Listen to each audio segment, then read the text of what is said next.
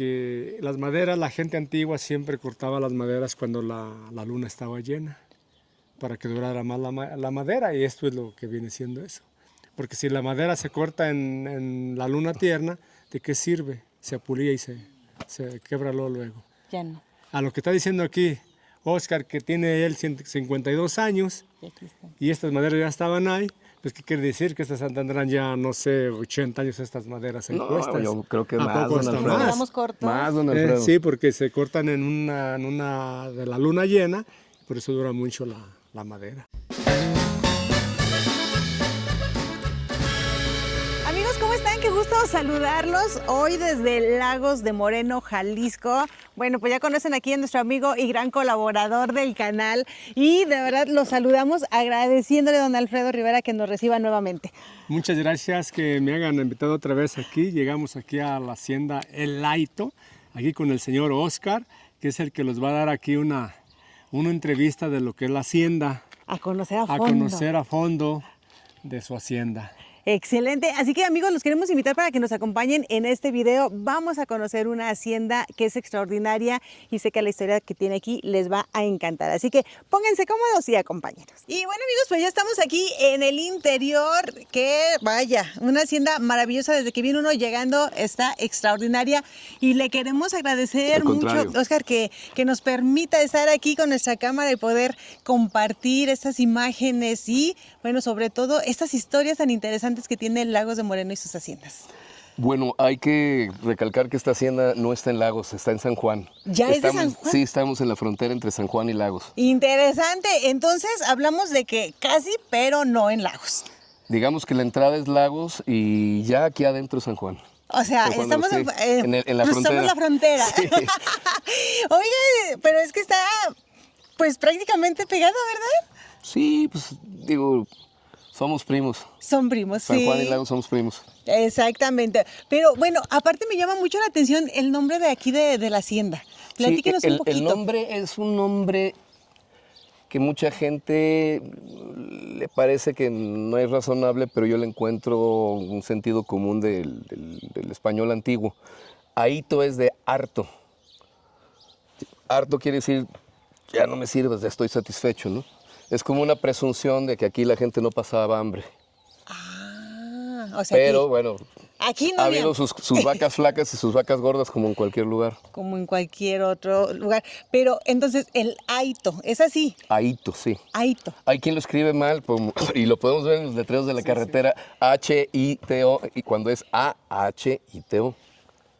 Ah, sí, y que incluso yo dije, cuando presentemos el nombre va a decir la gente, no, pues se equivocaron, será el Alto, pero no el Aito. Pero es así, es correcto, es el Aito. El Aito. El Aito. El Aito. Sí. Así, el Aito, para que quede bien claro. Y bueno, corrijo, no estamos en Lagos de Moreno, casi, pero ya San Juan. Estamos en los Altos de Jalisco, que eso es lo importante. Ándele, así mero.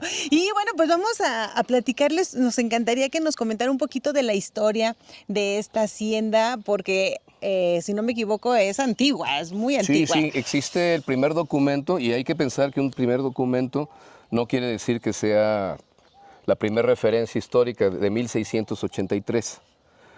Pero yo puedo asegurarles que es mucho más antigua que eso. Y hay que pensar que la hacienda, como la vemos, se fue construyendo poco a poco, ¿no? A gran parte podemos observar muros de adobe. De adobe. Podemos observar un asunto que ustedes tienen en Zacatecas muy común también, que es el rajueleado, que es insertar piedra en los muros. Podemos observar que ya también tiene intervenciones de ladrillo, o de piedras y de cantera y de piedras más grandes, pero aquí aquí llegó a vivir en una cierta época muchas personas, llegaron a vivir más de 50 familias. Y estamos pensando que en aquella época las familias mínimo tenían 5 o 6 hijos. Sí. Entonces multipliquémoslo y llegó a ser un lugar poblado, tan es así que fue necesario hacer una capilla para que tuvieran los servicios religiosos. De todos modos, bueno, es que los caballos no querían salir en el video, se querían salir, ¿verdad? Ellos no, sí quieren salir, pero siempre son juguetones, son inquietos. Y... No, y es que desde que llegamos y los vimos dijeron, no, este fondo está genial para hacer nuestras grabaciones aquí. Hay bonita luz, ¿no? Sí. ¿Y ellos qué buscaban ahorita? ¿Salirse para acá? Sí, como siempre. Son como niños, ¿verdad? Pues más bien como niñas. Ah, son yeguas. Son yeguas. Son yeguas, son como... Menores. Ahí estamos detectando. Pero a ver, estábamos entonces platicando y nos regresamos al tema. Lo que es de adobe, entonces podríamos decir, Oscar, que es la parte de lo más antiguo que tenemos aquí en la hacienda. No lo puedo precisar, pero sí les puedo decir que había muchas casas que se han ido perdiendo, que eran de adobes que se han ido cayendo y que de alguna forma evidenciaban esto que mencionaba de que vivió muchas personas por acá. Y otra cuestión interesante es que aquí había de todo, como en todas las haciendas de México antes de que se rompiera el modelo agrícola, que fue después de la Revolución. Esto que vemos aquí era una fragua, esta puerta que vemos allá era la escuela. Acá era la escuela, de este lado. Sí, había maderería, había todos los oficios necesarios para que fuera autosustentable la existencia de la hacienda. Entonces, pues era muy interesante porque muchas personas se decían, ¿de dónde eres? ¿De San Juan, de Lagos? No, yo soy de Laito. De ahí soy, ahí nací, de ahí soy, ese es mi origen. Pero entonces estamos hablando que era una hacienda en toda la extensión de la palabra, muy completa y... No una hacienda así hiper próspera, riquísima, pues lo podemos ver, se ve muy, digamos, muy rústica, pero sí autosustentable. Autosustentable, sí, porque ya cuando nos habla que su escuela, su fragua, entonces quiere decir que ellos ya tenían aquí, o sea, no dependían de otros lugares, ¿verdad? Bueno, se tenía que comerciar a donde fuera Algunas necesario cosas, a conseguir, sí. conseguir insumos y demás, pero aquí se producía de todo. Se solía sembrar maíz, se solía sembrar obviamente chile, frijol, calabaza y por temporadas incluso trigo.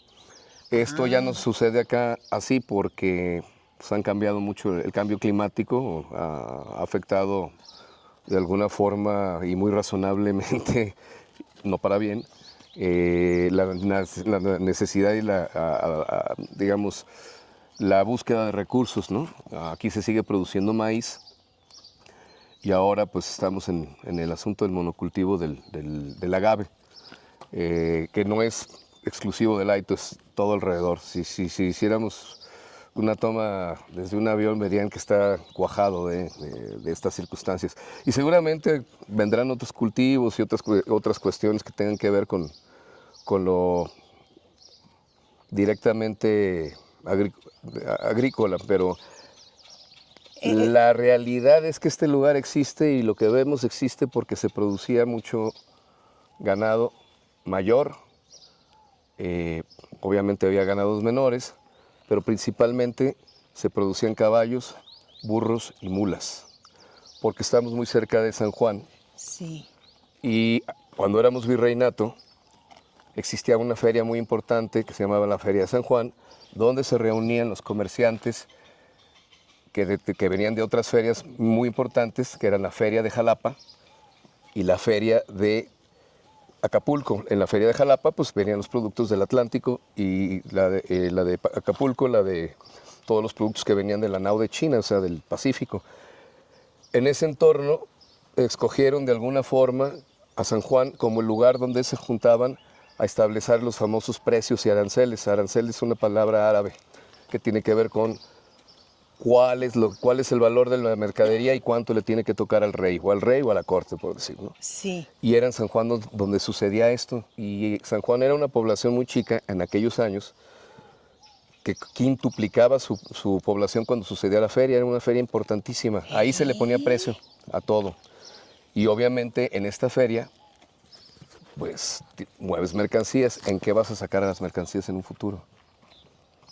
¿Quién los va a cargar? Pues, ¿Qué animal va a jalar las carretas, acordémonos etcétera? que no había transportes, trenes ni nada de eso. Y era muy buena la pregunta. O sea, aquí se va a mercar muchísimas cosas.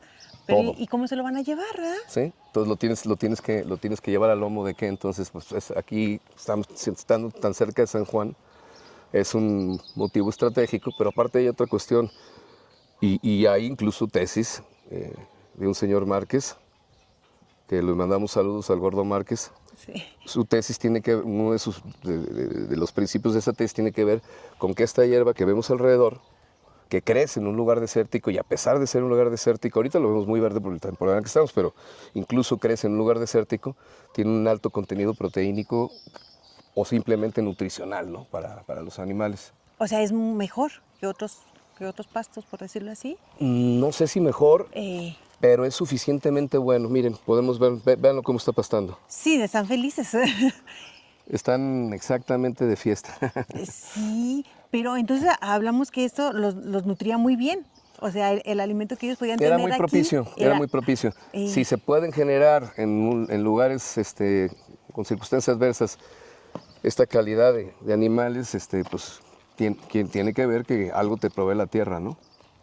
y todo ese pasto que se daba era aquí a los alrededores. O sea, Yo ni siquiera le llamaría exclusivamente pasto, lo diría pastura en general, ¿no? pastura. Sí, Ah. digo, pastura viene de pasto, me queda claro, pero a veces comen cualquier otra cosa y sí, les viene muy bien. Y entonces ellos ven todas esas ventajas y dicen, a ver, necesitamos ahora sí que animales que se van a llevar, porque van a requerir que trasladar lo que hayan comprado por acá en la feria. Y empiezan a hacer como cría de todos estos Y animales. conforme te empiezas a volver criador, y creo que eso lo van a contar bastante mejor mi primo Ernesto y Jorge, mi hermano, conforme empiezas a criar, pues empiezas a adquirir la experiencia de cómo hacer mejores mezclas, mejorar la genética, mejorar también los hábitos de los animales, hacerlos más hábiles y uno también tratar de tener mayores habilidades, mayores destrezas para lidiar con ellos en el sentido no nomás de producción, sino de entender cómo piensan, Ah, cómo piensan y cómo sienten. también. Interesante todo, ¿verdad? Pues es interesante todo lo que estamos platicando y a mí me encanta cuando nos tienen mucha información. Y yo ahorita le preguntaba a Oscar si se sabía quiénes habían fundado, pues ahora sí que esta hacienda que estamos hablando de 1600 o posiblemente un poco antes, y me daba una respuesta muy interesante. Bueno, el Ahito es un raro caso de una hacienda que siempre perteneció a una misma familia, los Cermeño. Una sola familia. Sí. Desde su fundación siempre ha estado en las manos de la familia Cermeño. Correcto. Los Cermeño, en teoría se dice que vienen de Cantabria, España, pero bueno, seguramente también podían proceder de alguna otra región. De hecho, Cermeño en España se escribe con C, no con Z. Y porque aquí lo conocemos con Z. Y el cermeño es un fruto de un árbol. Y el primer cermeño que llegó a lo que conocemos como estos territorios llamado México, antes ni siquiera Nueva España, porque era la conquista, llegó con Hernán Cortés. Pero fue uno de los que se le rebelaron en Zempoala, Veracruz, y lo colgaron. Y esto data en las crónicas de la conquista, la verdadera conquista de la Nueva España, de Bernal de Díaz del Castillo, lo Sí. menciona y dice que era un hombre que podría blandir una espada que normalmente se hacía con dos manos, se lo podía hacer con una. Quiere decir que debe haber sido fuerte o muy hábil. Y seguramente, como algunos se animó, pues algunos más se animaron a venir. Y hay que quizás pensar que, bueno, se corría la voz, ¿no? Venías buscando una mejor vida, un mejor futuro. Y yo no tengo ninguna duda de que obviamente salió de Sevilla y llegó a Veracruz y llegó al altiplano.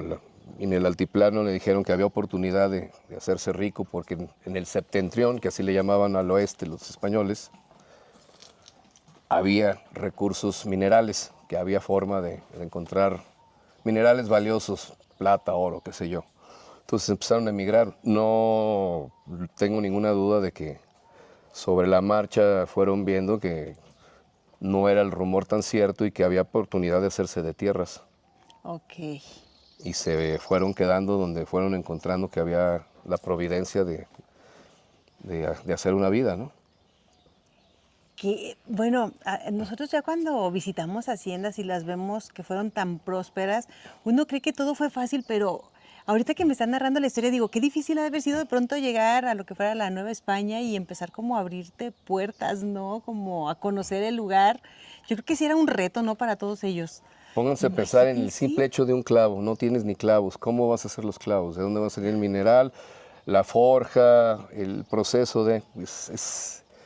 Es pensar que realmente venías a dejar un mundo atrás para comenzar una nueva vida al 100%. Sí, yo creo que de pronto no lo tomamos eso en cuenta.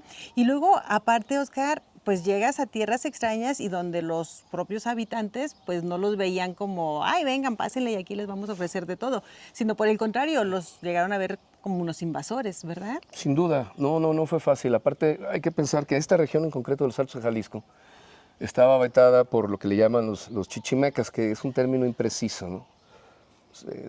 Es un término impreciso porque es como aglutinar, es decir, los de tal rumbo, ¿no? Sí. Eran muchas distintas tribus, distintas identidades, huachichiles, zacatecos, etcétera, ¿no? De hecho, el escudo de Lagos, pues en latín dice adversus populus Nicolaqui, Siconaqui et Costique, o sea, contra los pueblos de Siconaqui y Costique. Es decir, esta es una ciudad construida para defendernos de. Entonces, vamos a pensar que a donde llegaras no había mucha buena recepción, digamos. Seguramente con algunos se negociaba, se hacía, se trataba, pero no fue fácil porque eran grandes guerreros. Eran guerreros que tenían una destreza con la flecha y el arco y tenían una precisión de tirarte al cuello. Eran buenos, o sea... Sumamente precisos. Y aparte, como eran tribus nómadas, en Lagos comienza lo que le llamamos el Gran Tunal. El Gran Tunal es decir, cuando llovía y salen tunas, nos mudamos, vivimos acá, comemos tunas. Nos alimentamos de ello. De ello y de la casa. Y cuando no sea tan próspero, nos movemos a algún otro lugar que nos favorezca, ¿no? Entonces, por esa movilidad eran sumamente, digamos, conocedores de la región. Eran muy precisos en lo que buscaban en cada lugar, ¿no? ¿Qué tipo de casa, dónde había agua, dónde había qué posibilidad para sobrevivir? Entonces, imagínate si te quieres enfrentar con el que mejor conoce el territorio. No, pues era muy complicado. A los chichimecas no los conquistó nadie. O sea, no. Eran indómitos, no los conquistó ni el Imperio Azteca ni ninguno. Aparte, no había mucho que poderles quitar para pedirles tributo, ¿no? Sí. Entonces, pues los primeros conquistadores que llegaron, que obviamente no llegaron solos, normalmente venían con las caltecas que los acompañaban, se enfrentaban a la circunstancia de que sí había una circunstancia de peligro, ¿no? Más antiguo que Lagos, que San Juan, que León, que Aguascalientes, que cualquier lugar alrededor es la Comanja de Corona, que la conocemos ahorita, que es un lugar hermoso, que se tuvo que fundar 2 veces, porque la primera vez lo arrasaron. ¿Y se acabó? Sí, y a Comanja llegaron los primeros, digamos, los primeros europeos, sí, porque pensaban que había plata. Y seguramente encontraron algo de plata, pero no mucho. Encontraron mejor otro tipo de minerales, tan es así que existe todavía una enorme forja y es muy interesante porque que encontraron otros minerales y vendían carbón, etc. A la primer Comanja la arrasaron, se tuvo que refundar. Solo dejaron sobrevivir 2 personajes claves, que eran el clérigo y el alcaide, y los castraron. Así como decirles, díganle a los demás que quieran venir con lo que se van a topar.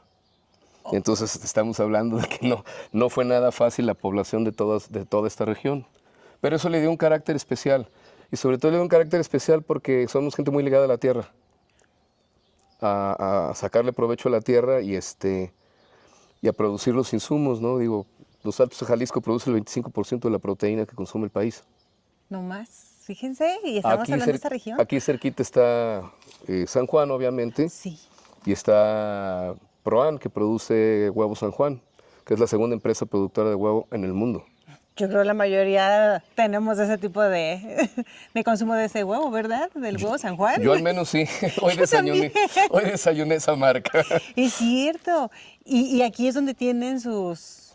Aquí no muy lejos. Sí, ¿verdad? El que visite Proan está visitando la Disneylandia de la proteína, porque es como un parque, está tan bien organizado que es como un parque temático. Ay, me gusta el nombre que le dio. No, es maravilloso. Espero no ofender a ninguna persona que trabaje ahí o a los dueños, pero para mí es como Disneylandia de la proteína. Fue impresionante. Cuando yo lo visité dije, qué bien montado lo tienen, qué bien organizado está. Pero fíjense de qué zona tan importante estamos hablando acá de los Altos de Jalisco. Pero no nomás es San Juan, obviamente está Tepatitlán, está Arandas, o sea, está muy interesante cómo siempre la gente que se ha quedado aquí se ha dedicado a cuestiones agropecuarias y a comerciar ello, o a comerciar otras cosas, pero ya se ha diversificado la región para bien, no porque esté mal otro, sino porque es mejor tener variedad, ¿no? Sí. Tener mayores habilidades, tener mayores conocimientos, tener mayor industrialización, es muy bueno. Pero siempre, o sea, siempre a partir de lo primero, que es producir insumos. Y esos son las haciendas, y esos son los ranchos. Y entonces podríamos decir que por eso hay tantas haciendas. A mí algo que me ha impresionado de toda esta zona es la cantidad de haciendas que hay. Y puedo decir que Lagos es o sea, porque digamos, estamos hablando del tercer municipio más grande de Jalisco. Sí. Es el lugar con más haciendas de toda la región. Existen numerosas haciendas en el Bajío, Sí. en Querétaro, etcétera, pero Lagos es el lugar donde más haciendas se concentra. Exacto. Y estamos rodeados de ello. Sí, y es realmente impresionante porque, bueno, yo he tenido la oportunidad y me han dado las facilidades de poder grabar en varias haciendas y me sorprende cuando me dicen, es que aún te faltan, y cuando me siguen diciendo nombres de más haciendas, digo, es que es impresionante de verdad la cantidad de haciendas, pero yo creo que todo eso, esa conclusión es por todo lo que hubo y sigue, bueno, sigue teniendo esta zona tan importante. Nomás con decir lo siguiente, yo habiendo nacido aquí en Lagos, todavía no las conozco todas. Ah, sí. Así. ¡Wow! Estoy escuchándolos. Bueno, amigos, interesante todo lo que nos está comentando aquí, Oscar. Estamos aprendiendo mucho de toda esta zona, de verdad, padrísimo. Pero también me dice Oscar, espérate, Alma, pero vamos a seguir recorriendo la hacienda, que hay muchísimo que mostrarles. Y nos encontrábamos con esta parte que yo le dije, a ver, platíqueme, Oscar, ¿para qué era esto que vemos aquí? No, evidentemente es para que puedas poner aquí la brida o amarrar el caballo, ¿no? Y aquí, don Alfredo, platíqueles de qué está hecho este metal. Sí, sí. Bueno, este es un eje de las que se usaban en las chispitas, porque ya la carreta más grande, como es la diligencia, es un eje muy grande. Estos son de chispitas, para un solo caballo.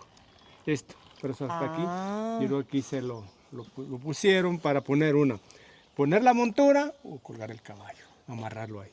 ¿Y qué nos dice esto? Que las haciendas, los ranchos y Sí. en particular esta región de los Altos, tratamos de aprovechar todos los recursos.